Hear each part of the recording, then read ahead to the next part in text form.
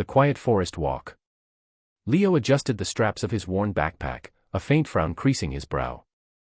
Are you sure this trail is well maintained, Maya?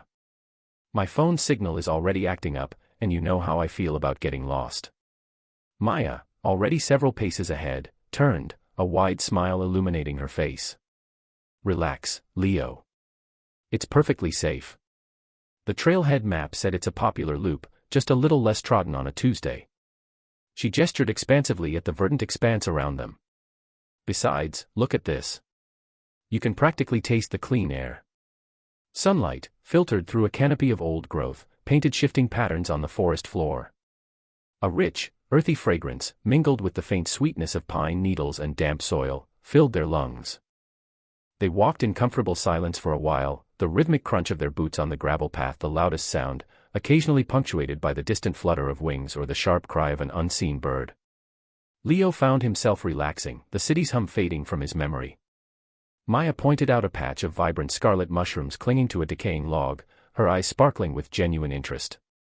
Leo, ever the pragmatist, immediately wondered if they were poisonous. Hey, Maya said, stopping abruptly, her gaze fixed on a barely visible indentation in the undergrowth to their left. I remember reading about a small, unofficial path somewhere around here. It supposedly leads to a hidden grotto with a tiny waterfall. Locals call it the Whispering Cascade. Leo's earlier apprehension returned. Unofficial. Maya, we really shouldn't. The main path is perfectly lovely. What if it's overgrown? What if we get turned around? That's part of the adventure, she countered, her curiosity piqued. It's just a little detour. I bet no one comes here. Imagine the peace. She was already pushing aside a curtain of ferns, revealing a narrow track barely wider than a deer path. Leo sighed, but followed. He always did. All right, but if we're not back on the main trail in 30 minutes, we're turning around. No arguments.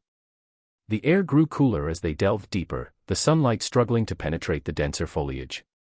The track wound unpredictably, roots snaking across their path like gnarled fingers. The sounds of the main trail faded entirely, replaced by a profound stillness. A sense of ancientness settled around them, the towering trunks of ancient cedars and firs creating a cathedral-like atmosphere. Maya, despite her earlier confidence, pulled out her phone, checking a downloaded topographical map. It should be just over this ridge, she murmured, more to herself than to Leo. He gripped his hiking poles tighter, his senses on high alert. Every snap of a twig, every rustle in the unseen depths, made him flinch. They crested a small rise, the ground leveling out into a small, almost perfectly circular clearing. No waterfall. Just a ring of incredibly tall, straight trees, their branches interlaced high above, forming a perpetually shaded dome. A carpet of emerald moss and fallen leaves covered the ground, undisturbed. The air here was strangely still, devoid of even the faintest breeze. Maya frowned, consulting her map again. That's odd. This isn't where it's supposed to be. Leo, however, wasn't looking at the map. His eyes were fixed on something in the center of the clearing. A patch of color that didn't belong. A splash of dark blue against the muted greens and browns. Maya, he said, his voice barely a whisper, a dry, metallic taste in his mouth. What is that? She followed his gaze, her brow furrowing in confusion. What? Oh. It lay there, almost neatly, partially obscured by a low-lying fern and a cluster of vibrant red berries. It was the distinct outline of a human form, utterly motionless. The dark blue fabric seemed to be a jacket, perhaps, or a shirt.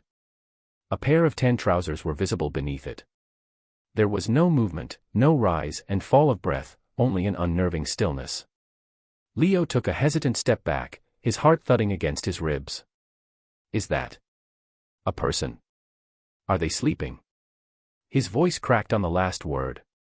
Maya, ever the one to investigate, took a slow, deliberate step forward, her hand instinctively reaching for Leo's arm to prevent him from retreating further. I don't know, Leo. It doesn't look right. Her analytical mind was already processing the scene, the unnatural posture, the absolute lack of response in such an open, yet secluded, spot. The silence of the clearing pressed in on them, no bird calls now, no rustling leaves. Only the frantic beat of Leo's pulse in his ears and the increasingly shallow breaths of Maya. As they edged a few more steps closer, the details began to sharpen, the unnatural angle of a limb, the way the clean fabric lay without a wrinkle from movement. The person was lying face down, their form eerily complete, except for... Maya's eyes widened, a cold dread seizing her. Leo, catching her sudden stillness, followed her gaze. The spot where a head should have been was simply not there. The collar of the dark blue jacket lay flat, as if neatly folded, against the ground. The forest floor around the figure was immaculate, not a single disturbed leaf, no sign of struggle. Only the silent, headless form, a stark, terrifying anomaly in the quiet, ancient woods. A horrifying discovery. The strange, elongated shape lay half-hidden beneath a tangle of ferns, its unnatural stillness a stark contrast to the rustling leaves around it. Maya, emboldened by a sudden surge of adrenaline, took another step forward, her shadow stretching long and distorted in the dappled sunlight. It's just a prop, right? Like a mannequin someone dumped. Her voice, usually so steady, had a peculiar tremor. She reached out a hesitant hand, intending to nudge it with a stick, when the light shifted, catching a glint of fabric that was undeniably, disturbingly, familiar. Maya, wait, Leo's voice was tight, a low growl of apprehension. He felt a sudden, icy dread crawl up his spine, a primal warning screaming at him to retreat. The object wasn't lying at an awkward, discarded angle like a doll. It was positioned, almost carefully, on its back, arms resting alongside its torso. The fabric wasn't plastic, it was a crisp, blue button-down shirt. Then Maya screamed. It wasn't a playful shriek or a startled yelp. It was a guttural, raw sound of pure terror that ripped through the quiet woods, echoing off the ancient trees. Her hand, which had been inches from the object, recoiled as if burned. Her face, usually flushed with the exertion of their hike, was bone-white, her eyes wide and glassy with shock. Leo scrambled forward, his heart hammering against his ribs. What is it? What did you see? He didn't want to see it, but Maya's sheer, unadulterated horror compelled him. He followed her gaze, his eyes tracing the clean lines of the blue shirt, the neatly pressed khaki trousers, the polished leather shoes. It was a man, or what was left of one. There was no doubt now. No discarded dummy, no forgotten prop. This was a body. His breath hitched in his throat. The clothes were impeccably clean, free of dirt or the usual grime of the forest floor. There was no sign of struggle, no torn fabric, no scuff marks on the shoes. It looked as if someone had simply laid him down to rest. But then his eyes traveled upwards, past the starched collar of the shirt, past where a neck should have been, and found nothing. Just the clean, severed edge of the fabric. The head was gone. Not just missing, not buried or obscured. It was simply not there. The space above the neck was empty, a stark, horrifying void. The precision of the cut, the utter lack of blood stains on the pristine white collar, defied logic. It was as if the head had been removed with surgical precision, then vanished without a trace, leaving behind only this perfectly preserved, yet utterly violated, torso. Leo felt a wave of nausea wash over him, his knees threatening to buckle. The air, which had moments ago felt fresh and invigorating, now seemed thick and suffocating. "Oh my God," he whispered, the words barely audible. His mind struggled to process the image, the clean clothes, the missing head, the unnerving stillness. It was too much, too impossible. Maya was hyperventilating, her chest heaving, tears streaming down her face. "We have to go. We have to call someone. Now." Her voice was a ragged whisper, laced with a desperate urgency. She grabbed Leo's arm, her fingers digging into his flesh with surprising strength. The instinct to flee was overwhelming. They didn't need to discuss it. The forest, which had felt like a sanctuary, now felt menacing, every rustle of leaves a potential threat. They turned and ran, not caring about the trail, not caring about their route, only desperate to put distance between themselves and the unthinkable sight. They burst through the undergrowth, their feet pounding against the earth, the dry leaves crunching loudly underfoot. Branches whipped at their faces, but they barely noticed the sting. All that mattered was escape, the frantic search for a sliver of civilization, a signal bar on their phones. Leo fumbled with his phone as he ran, glancing at the screen, praying for a miracle. No service. Maya pulled hers out too, her thumb swiping wildly. Still nothing. The dense canopy of trees seemed to mock their desperation, holding them captive in this horrifying discovery. They kept running, a silent, terror-fueled sprint, their lungs burning, their only thought to find help before the forest swallowed them whole. Officer Miller arrives. The wail of the siren sliced through the afternoon calm, a stark counterpoint to the chirping crickets and rustling leaves. Officer Ben Miller gripped the steering wheel, his knuckles white, the patrol car kicking up gravel as he swerved onto the dirt track leading to the forest edge. He could see two figures, hunched and frantic, waving their arms wildly. Leo, a young man with a face pale as bleached bone, was practically vibrating with terror. Beside him, Maya, her eyes wide and glistening, looked as if she'd seen a ghost, or worse. "Officer, oh God, officer."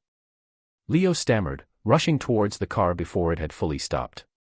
It's a body. In there." He gestured vaguely into the deepening shadows of the woods, his voice cracking. Miller, a man whose calm demeanor was usually unshakable, felt a familiar knot tighten in his stomach.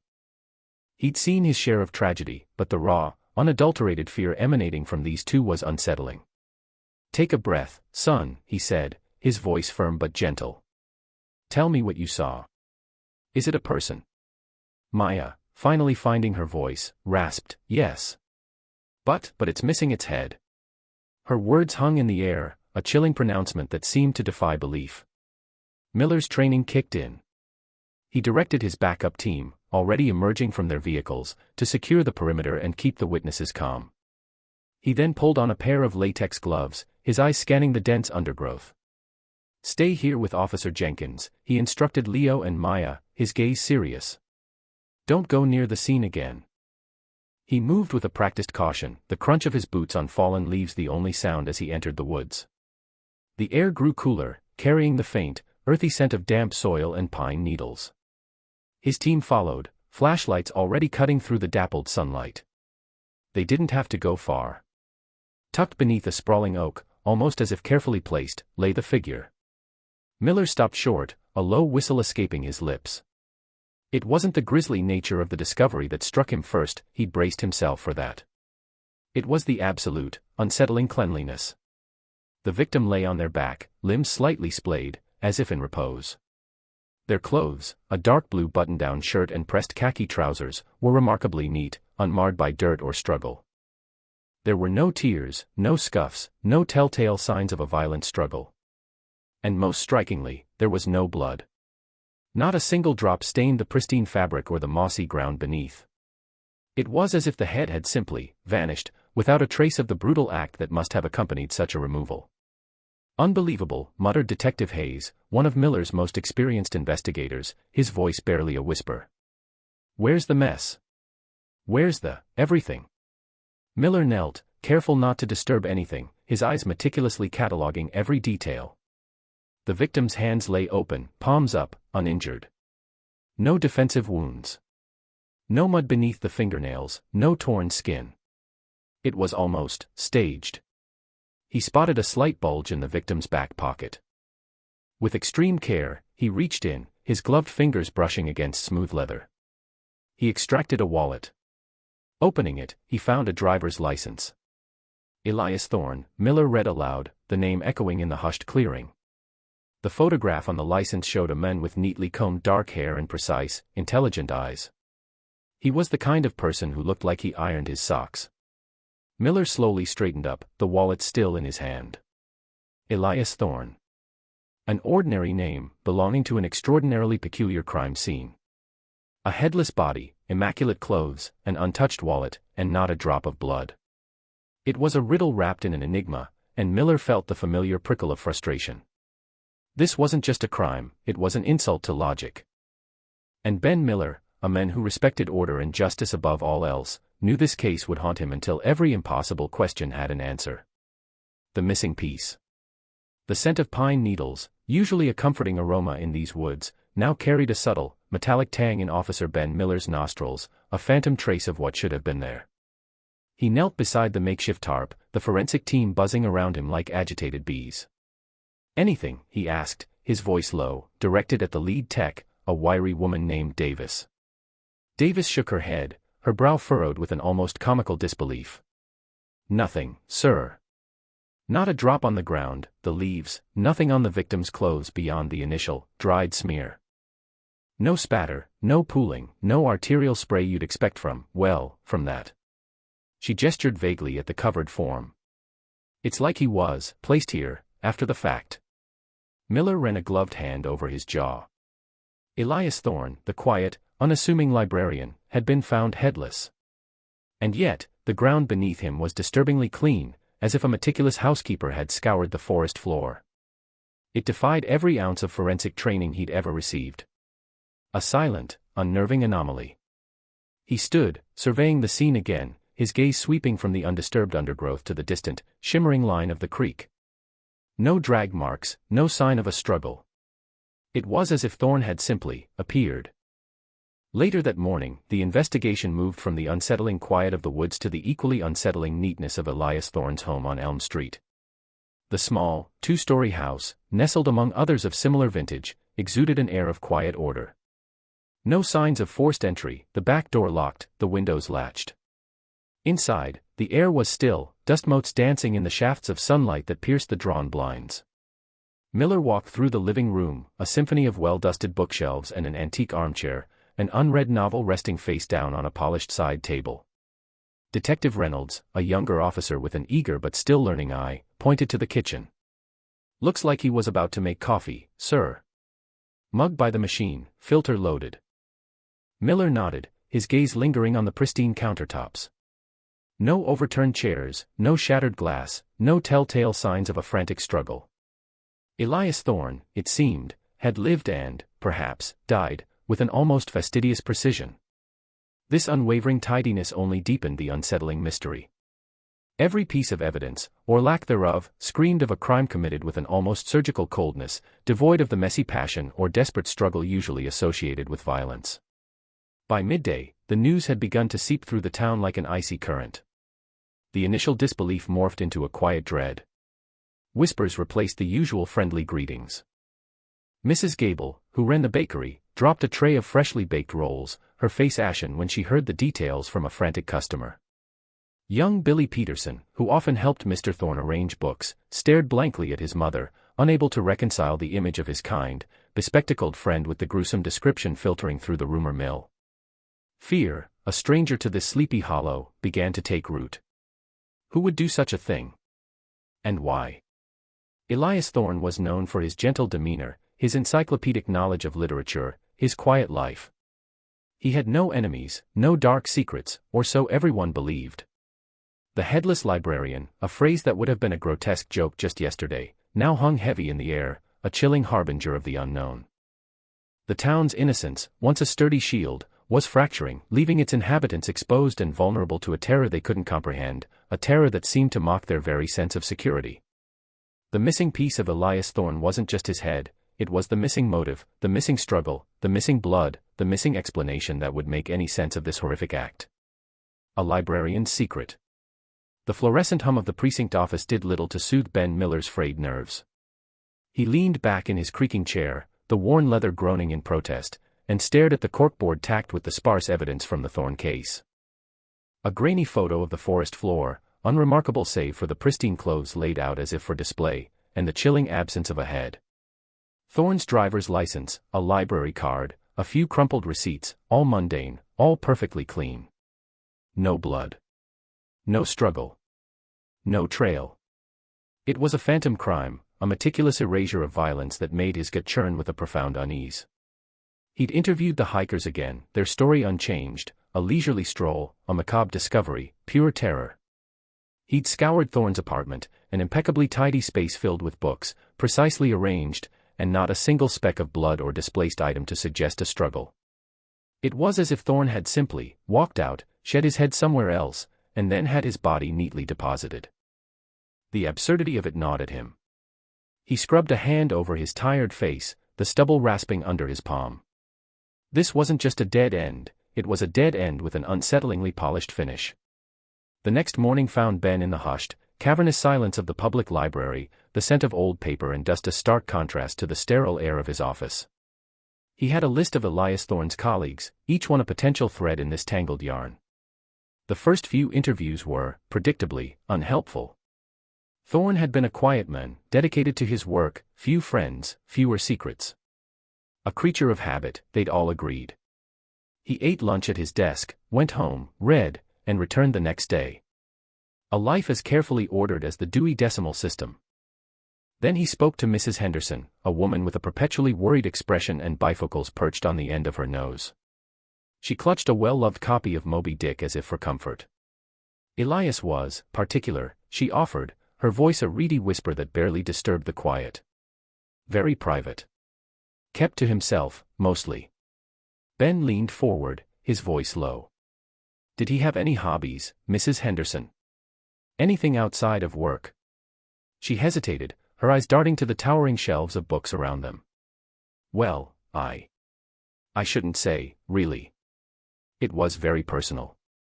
He made it clear he didn't want anyone to know. She wrung her hands, the fabric of her cardigan stretching. Mrs. Henderson, Ben pressed gently, Mr. Thorne is dead. Any information, no matter how small or private, could be crucial.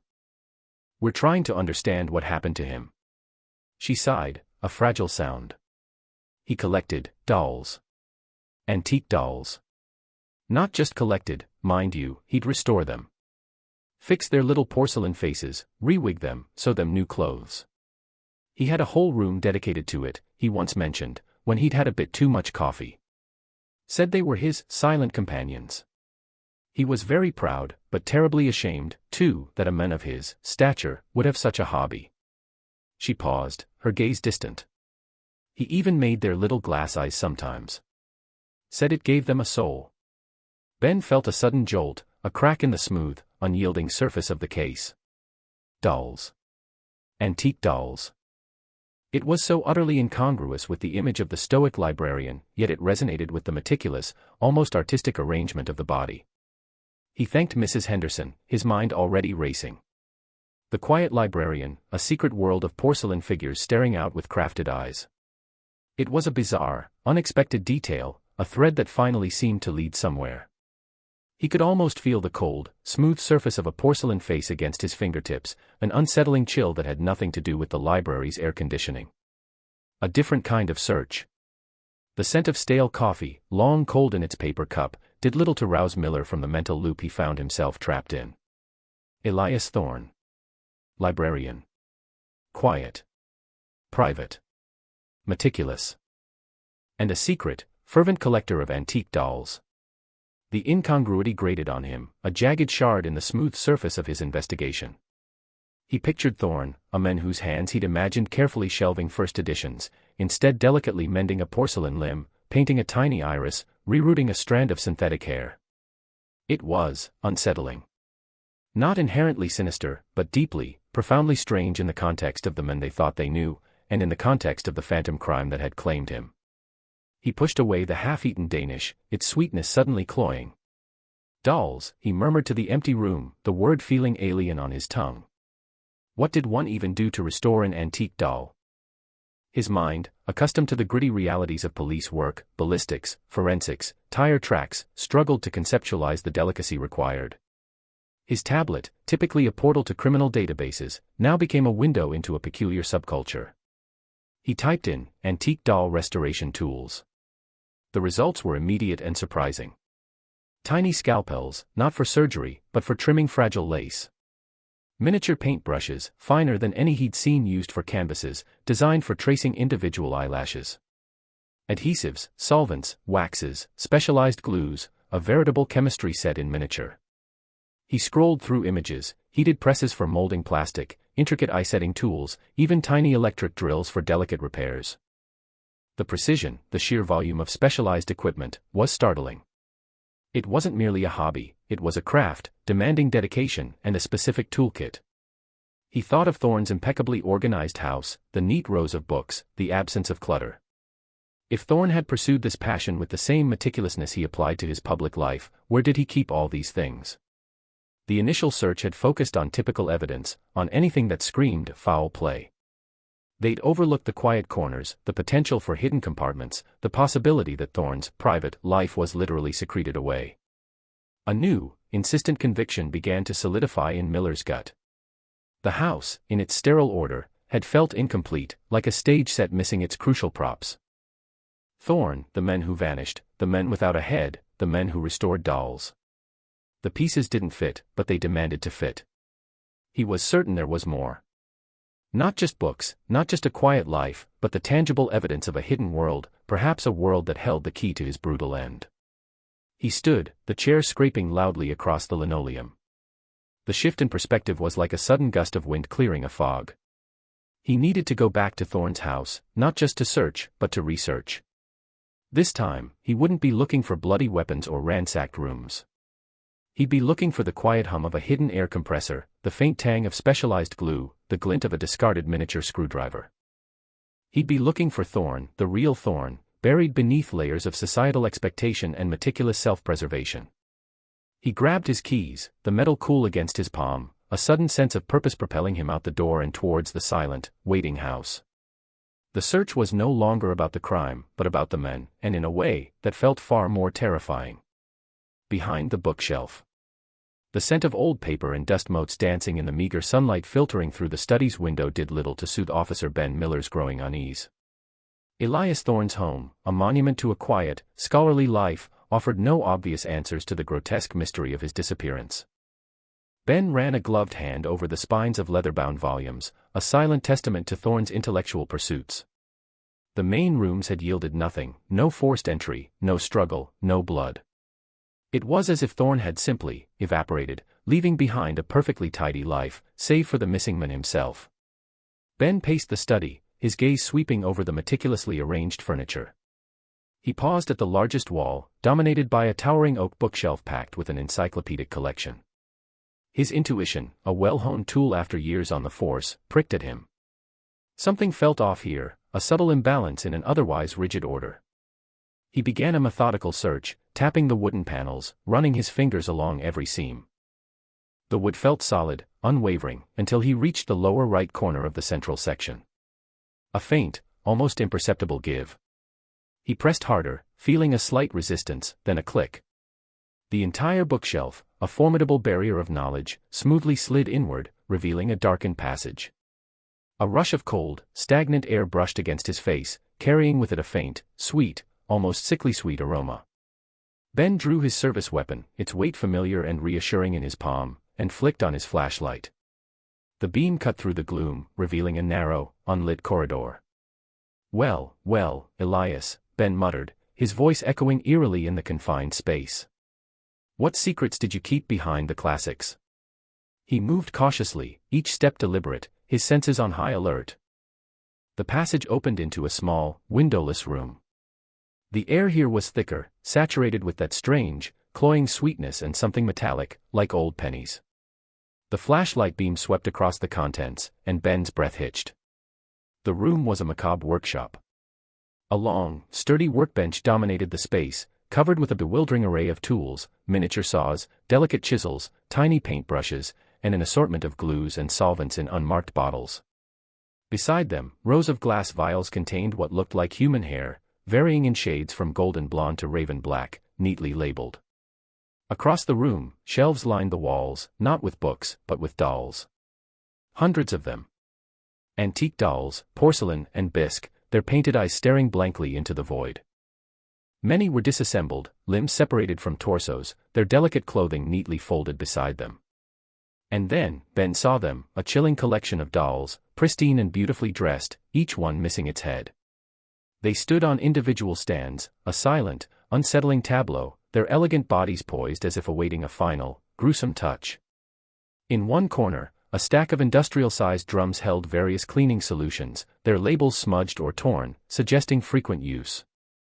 Next to them, a tall, empty glass display case stood pristine, almost sparkling, as if recently wiped down. It was large enough to hold a life-sized mannequin, or perhaps, something else. Ben felt a cold knot tighten in his stomach. This wasn't a scholarly hobby, it was an obsession. The precision, the sheer volume, the headless figures, it all screamed of a meticulous, disturbed mind. Elias Thorn, the quiet librarian, the man without a head, had clearly been living a double life. The phantom crime was starting to take on a terrifyingly concrete shape. The pieces of the puzzle were finally emerging, and they were far more grotesque than he could have imagined. He holstered his weapon, pulling out his phone to call for backup. The smell in the room, he now realized, was a combination of antique doll materials, porcelain, old fabric, lacquer, and something else, something subtly metallic and sweet, like the scent of blood, meticulously cleaned. He looked at the headless dolls, then at the empty display case. A shiver traced its way down his spine. The body in the forest, clean, precise, and headless. It wasn't a phantom crime after all. It was a craftsman's work. The ultimate preservation. The empty display case, a gaping maw of polished glass, dominated the room, gleaming under the stark fluorescence. A fine film of dust, disturbed only by Miller's earlier fumbling, lay on its base. He fixated on it, a frigid dread seeping into him, colder than forest dew, sharper than a winter's first bite. It wasn't just bare, it radiated an unsettling expectancy. His gaze shifted from the case to the nearby workbench, where a porcelain doll lay dismembered, delicate limbs strewn, painted eyes vacant. A faint, almost sickly sweet chemical tang, distinct from the metallic hint of old blood, permeated the air. It was a scent he'd encountered before, though its origin eluded him. His eyes scanned the array of tools, miniature brushes, precision scalpels, vials of vibrant pigments, all arranged with unsettling surgical precision. Then, a collection of jars caught his attention, each brimming with a clear, viscous fluid. Formaldehyde. Preservatives. The disparate, disturbing elements began to coalesce with the sickening precision of a well-oiled trap. The body in the woods, pristine, not a speck of grime, not a single torn thread on its expensive suit. No blood, despite the violent, impossible absence of a head. The meticulous care, the almost reverential placement in the clearing. This hadn't been an act of desecration, it had been an act of presentation. He recalled the initial bewilderment, the forensic team's baffled murmurs over such an impossibly clean scene. No struggle, no signs of a fight. Just a perfectly preserved body, laid out as if for exhibition. And the missing head, the one piece that would have identified the victim, the one piece that would have revealed the true horror. A chill, deeper than any he'd felt standing over the actual corpse, snaked down Miller's spine. Elias Thorne, the quiet scholar, the meticulous doll restorer. It wasn't just about restoring ancient dolls. It was about perfection. Absolute, unyielding preservation. He looked at the empty case again, then at the mannequin-like doll on the table, its delicate joints, its lifelike yet lifeless appearance. No, Miller rasped, the word a raw, guttural sound in the oppressive silence. The chemical smell intensified in his mind, merging with the metallic tang of his rising gorge. It wasn't just formaldehyde. It was a cocktail of embalming fluids, the same ones used to prepare bodies for open casket viewings, but in a quantity and purity that suggested a more permanent, a more artistic application. Thorne wasn't restoring dolls for museums. He was practicing. He was perfecting a craft that transcended simple artistry, venturing into something utterly macabre. The dolls, the careful detailing, the lifelike eyes, they were studies. Rehearsals. His breath hitched. The clean body. The missing head.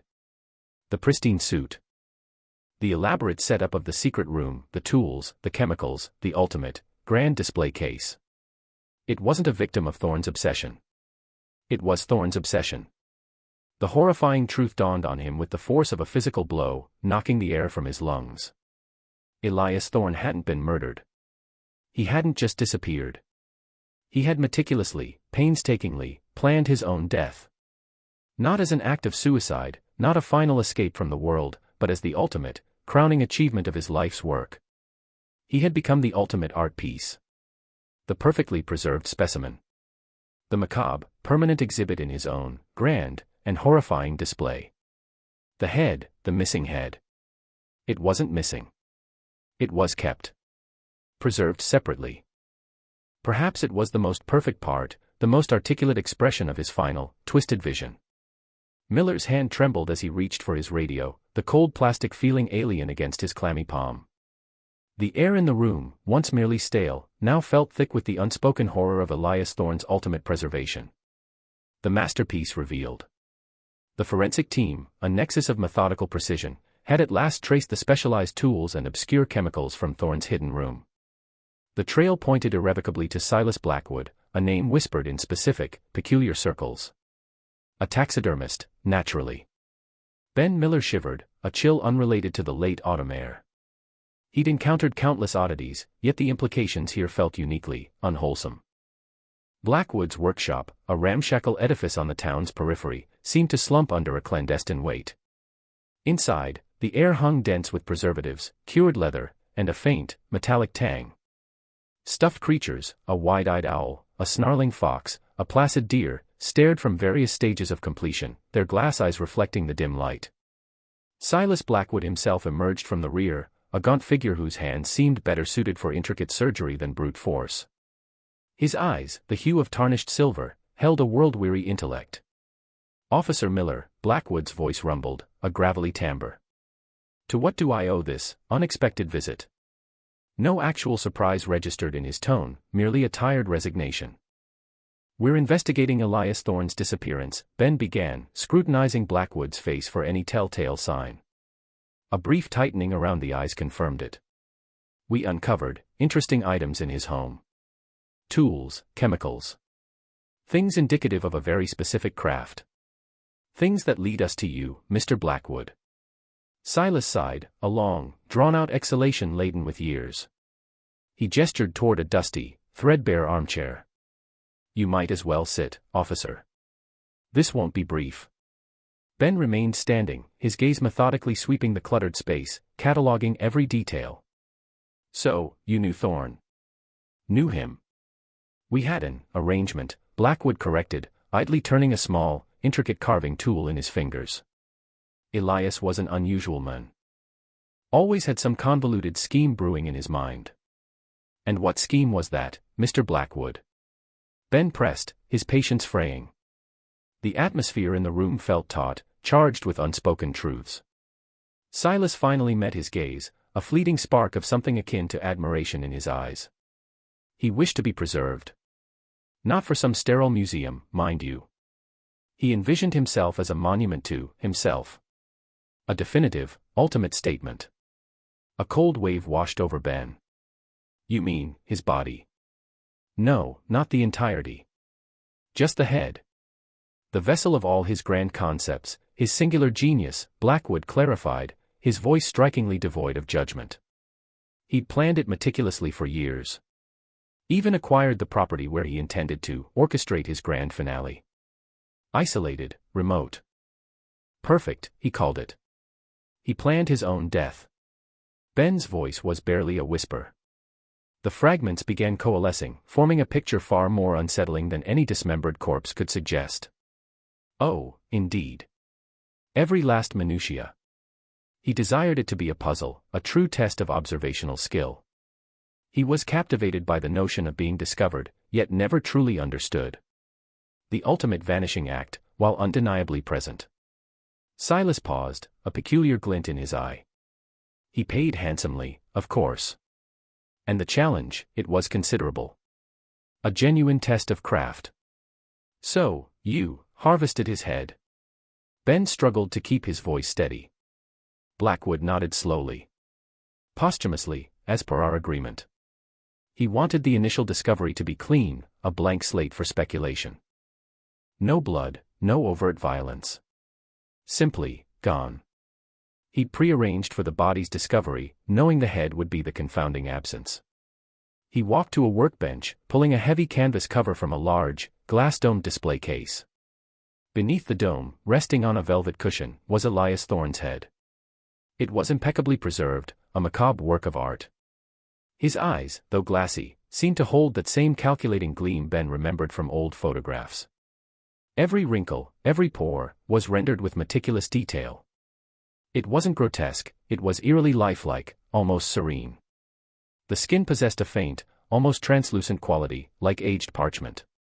He called it his masterpiece, Silas Blackwood murmured, his voice quiet, almost reverent. The culmination of his life's work.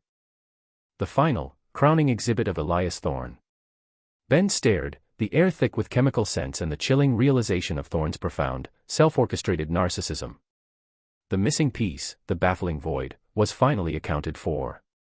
And it was far more disturbing than any simple murder. Elias Thorne hadn't disappeared, He had merely rearranged himself, a final, audacious act of self-preservation, transforming his very death into an unsettling, enduring work of art.